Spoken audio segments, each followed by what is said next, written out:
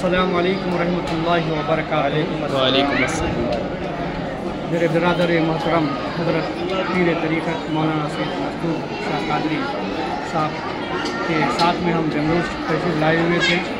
तो हमारे बिरादर मोहतरम हज़रत पीर तरीक़त हज़रत सैयद दाता पीर शाह कादरी सज्जादा नशीन बारगाह हज़रत सैयद दाता पीर शाह कादरी रहमतुल्लाह अलैह अक्कलकोट ने एक वाक़या बयान किया था कि उनके पास एक शख्स आए थे जिनके बच्चे को दिल पे सुराख था।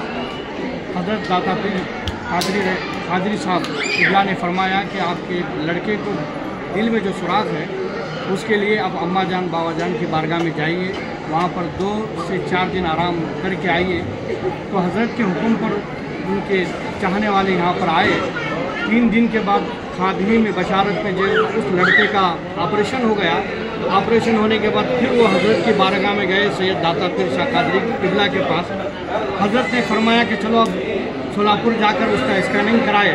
जब स्कैनिंग करा दिया गया तो अल्लाह का इतना बड़ा फजल है, रसूल पाक सल्लल्लाहु अलैहि वसल्लम का सदका है, ये बुजुर्गान दिन का करम है कि जिस लड़के को यहाँ नहीं आने से पहले दिल में जब सुराख था, जब वो लड़का यहाँ पर आया 3 दिन आराम करने के बाद जब फिर वहाँ गया, जब सोलापुर जाने के बाद उसका स्कैनिंग करा दिया गया तो वो सुराख खुद ब खुद बंद था।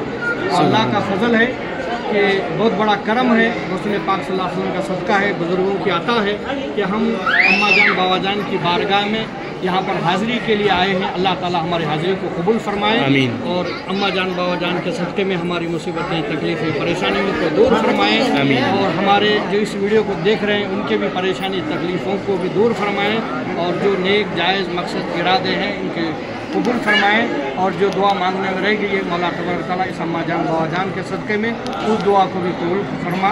इन्नल्लाह व मलाइकतहु युसल्लूना अलन नबी या अय्युहल्लज़ीना आमनू सल्लु अलैहि व सल्लिमू तस्लीमा सल्लल्लाहु अलैहि वसल्लम व बारिक व सल्लिम सलातन व सलाम अलैका रसूलुल्लाह सल्लल्लाहु अलैहि वसल्लम।